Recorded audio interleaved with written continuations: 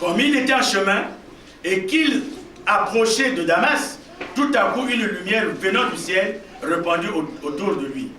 Il tomba par terre et il entendit une voix qui lui disait « Saul, Saul, pourquoi me persécutes-tu » Il répondit « Qui es-tu, Seigneur » Et le Seigneur dit « Je suis Jésus que tu persécutes. Il te serait dur de rejamber contre les aiguillons. » Tremblant et saisi de foi, il dit « Seigneur, que veux-tu que je fasse » Et le Seigneur lui dit « Lève-toi, entre dans la ville et l'on te dira ce que tu dois faire. » Amen. Paul, c'est quelqu'un qui s'attaquait aux églises. Pour lui, Jésus était mort. Pour lui, quelqu'un ne pouvait pas adorer Jésus. Pour lui, adorer Jésus était un blasphème. Pour lui, adorer Jésus n'avait pas de sens. Alors il poursuivait les gens de la nouvelle doctrine, c'est-à-dire la nouvelle doctrine de Jésus. Et là, il allait à Damas, parce qu'il avait reçu les lettres pour aller chasser les clients, les chrétiens, pour aller les mettre en prison. Mais tout au long de la route, c'est là qu'il rencontre Jésus. C'est là qu'il rencontre Jésus. Il a une lumière. Et il dit, et Jésus lui dit, mais Saul, Saul, pourquoi me persécutes-tu? Il entend la voix de Dieu. Chacun de nous doit entendre la voix de Dieu.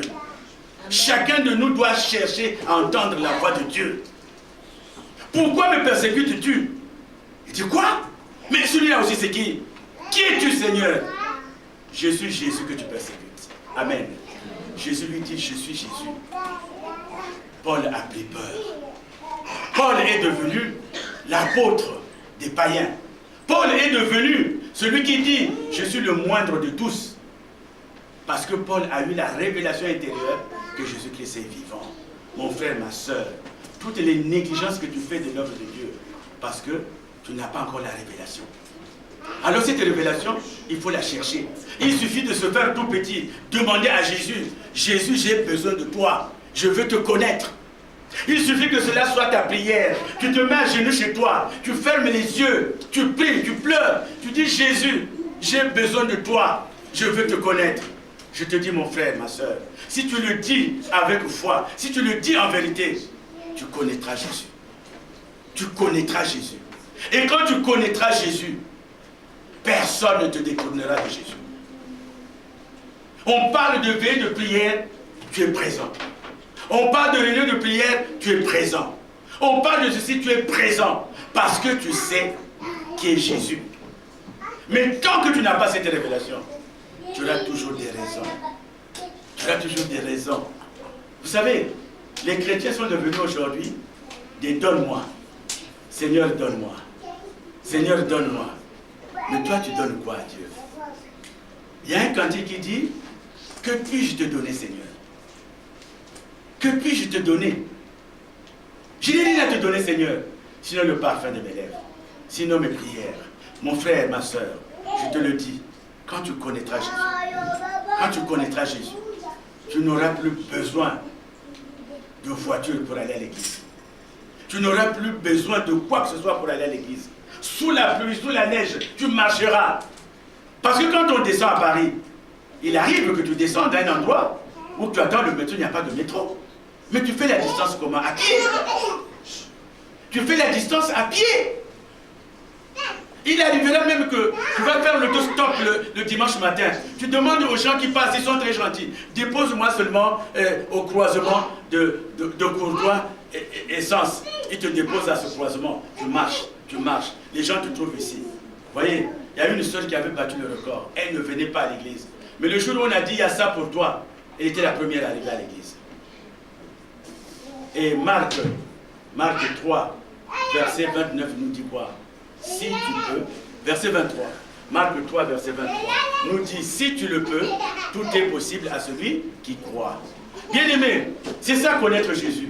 Quand tu as connu Jésus, par la révélation, quand tu sais que Jésus, c'est lui, toutes choses que tu fais, ta vie, c'est lui, tout ce que tu demandes, c'est lui qui te permet aujourd'hui de vivre, celui qui te permet aujourd'hui de te promener, celui qui te permet aujourd'hui d'avoir des enfants. Alors là, tu vas aller dans Galates 2. Là, tu vas aller dans Galates 2. Allons Galates 2, s'il vous plaît. Galates, c'est avant Éphésiens. Alors tu iras dans Galates 2. C'est là que nous allons terminer. Alors tu iras dans Galates 2. Galates 2. Alléluia. Galates 2. Corinthiens, tu dépasses les 2 Corinthiens et tu as Galates. Galates 2, verset 20. Alors là, tu diras, Galates 2, verset 20. S'il vous plaît, Église, est-ce que nous pouvons le lire ensemble? Galates, si nous pouvons nous mettre debout pour le lire ensemble. Galates 2, verset 20. Nous pouvons lire ensemble. Lisons, Église, lisons. J'ai été crucifié avec Christ. Reprenons. J'ai été crucifié avec Christ. Et si je vis, ce n'est plus moi qui vis, c'est Christ qui vit en moi. Reprenons. Et si je vis, ce n'est plus moi qui vis, c'est Christ qui vit en moi. Si je vis maintenant dans la chair, je vis dans la foi au Fils de Dieu qui m'a aimé et qui s'est livré lui-même pour moi. Amen. Amen. Donc, si vraiment tu peux dans ce cas, si tu connais Jésus, si tu rencontres Jésus par la révélation, tu pourras dire, j'ai été crucifié avec Christ. Et si je vis, ce n'est plus moi qui vis, c'est Christ qui vit en moi.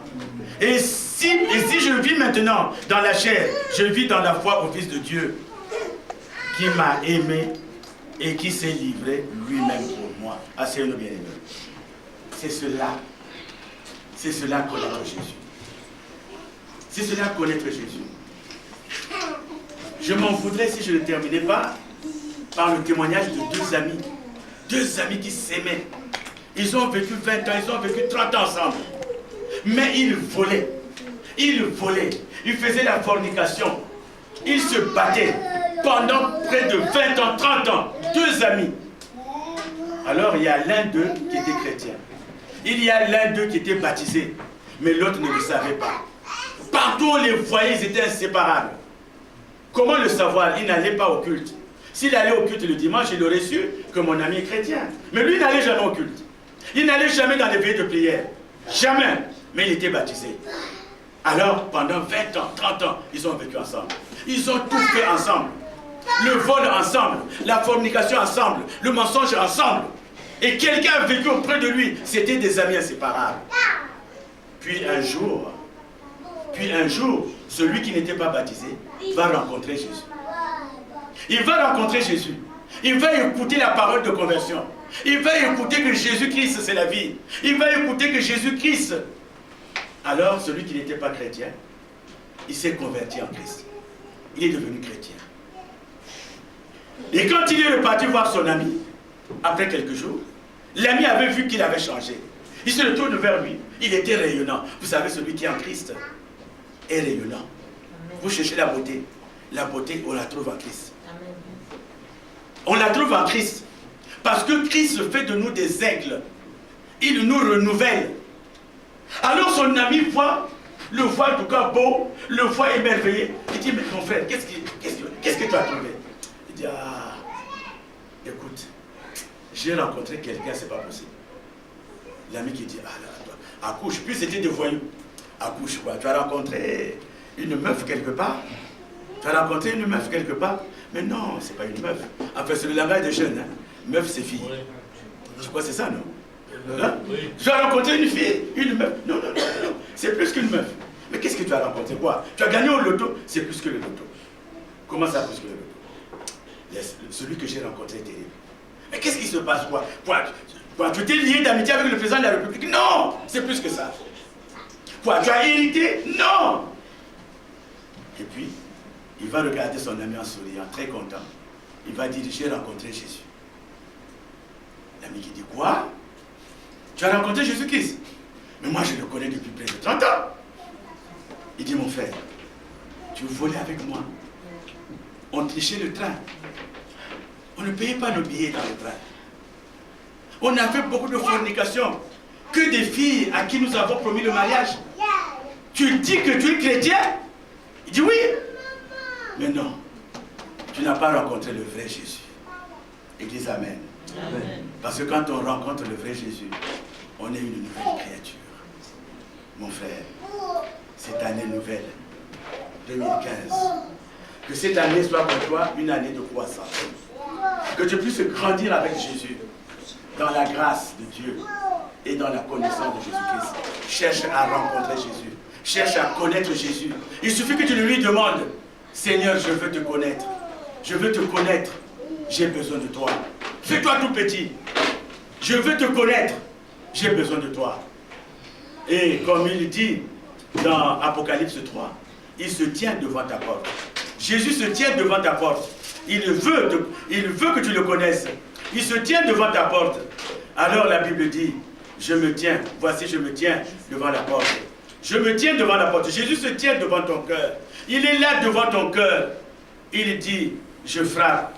Et si quelqu'un entend ma voix et ouvre la porte, j'entrerai chez lui et je souperai avec lui et lui avec moi. Jésus-Christ est disponible à tout moment.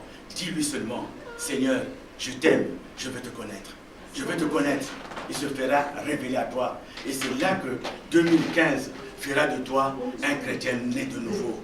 2015 fera de toi ce chrétien qui arrive à l'église. Attends, vous savez, ce matin, je disais aux frères que j'ai amenés, aux sœurs que j'ai amenées, je disais aux frères que la source d'eau vive est l'une de celles églises où c'est le pasteur qui vient ouvrir la porte.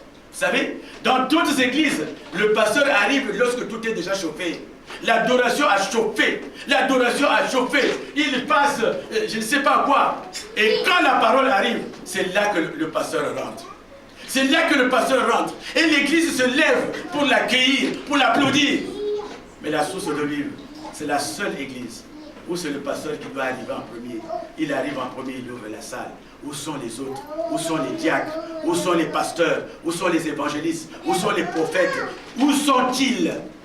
C'est le pasteur qui vient ouvrir. Les autres, je ne vais pas à l'église avant 11 h. Les autres, je ne vais pas à l'église avant midi.